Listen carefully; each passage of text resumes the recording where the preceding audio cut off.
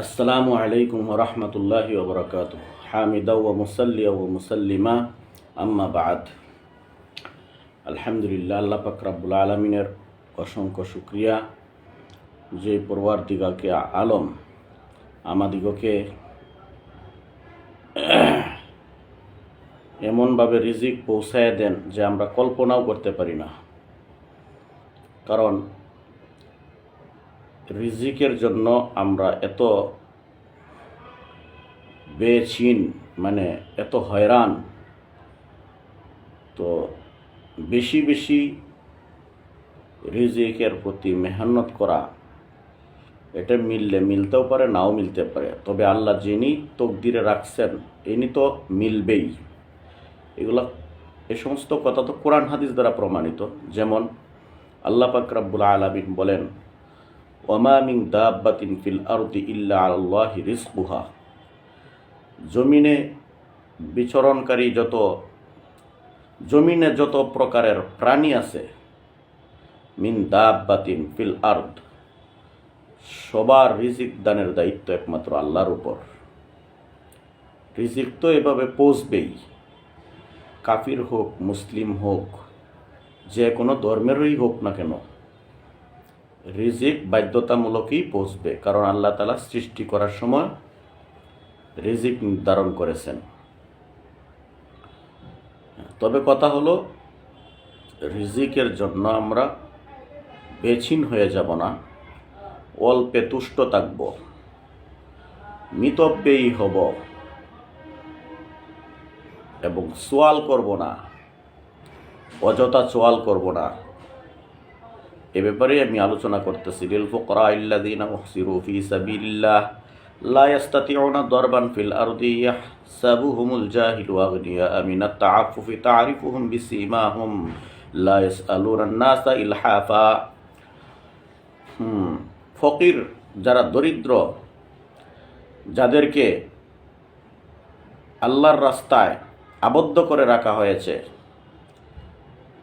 তারা জমিনে বিচরণ করতেও সম্ভব না। ইয়াহসাবুহুমুল জাহিলু আগনিয়া মিনাত তাআফফুফি। মূর্খের দল না চাওয়ার কারণে তাদেরকে ধনী মনে করে। তারিফুহুম বিসীমাহুম, হে নবী আপনি তাদের চেহারা দেখলে চিনতে পারবেন। দারিদ্রতার একটা ছাপ চেহারার মধ্যে পাওয়া যায়, যদিও কেউ সোয়াল না করে।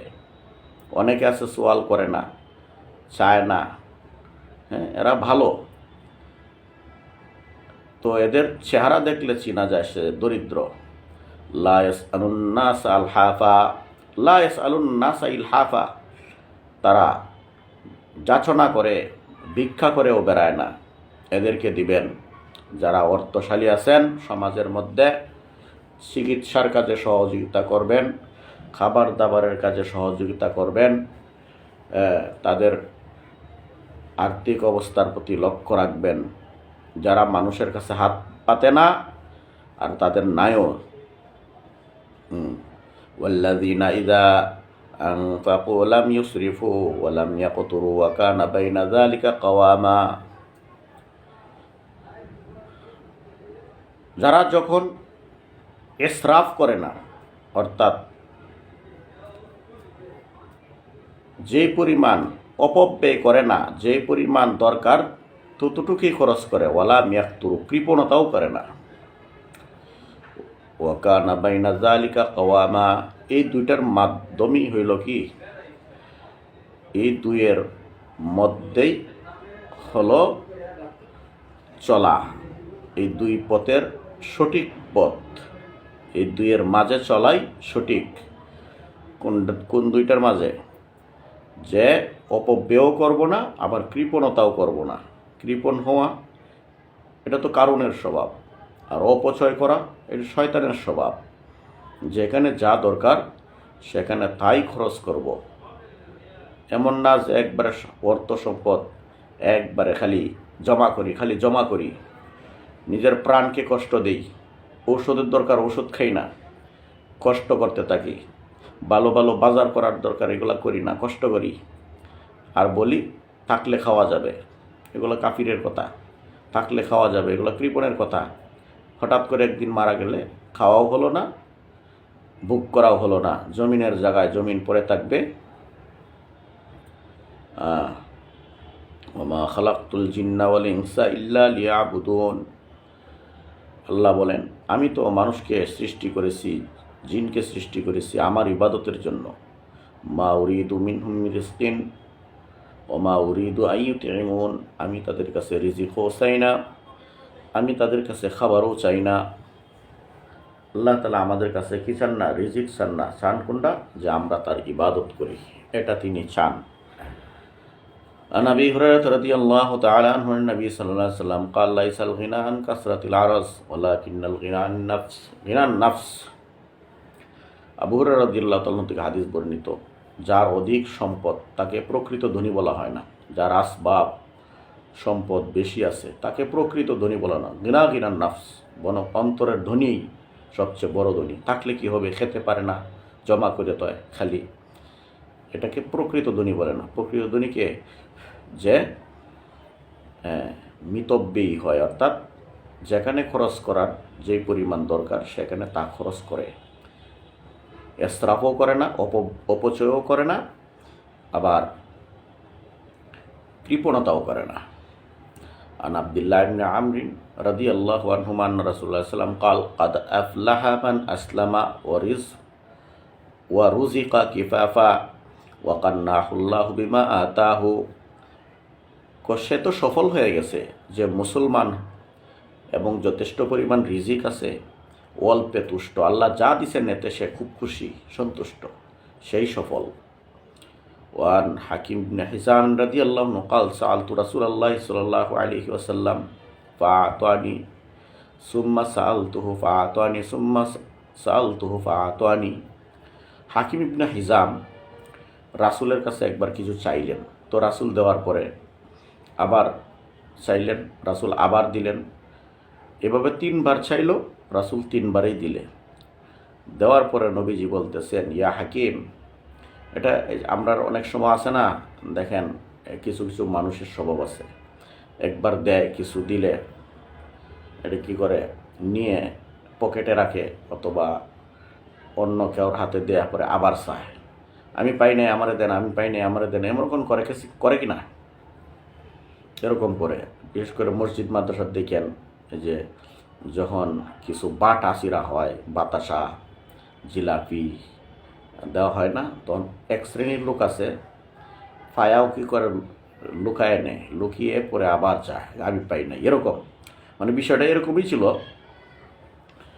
তো নবীজি বললেন, ইয়া হাকিম ইন্না হাযাল মালা খাজিরুন হুলুবুন।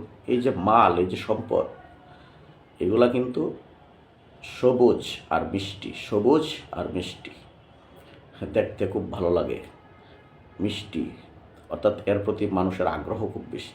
ফামান আখাযাহু বিসাখাওয়াতি নাফসিন বুরিকা লাহু ফীহি।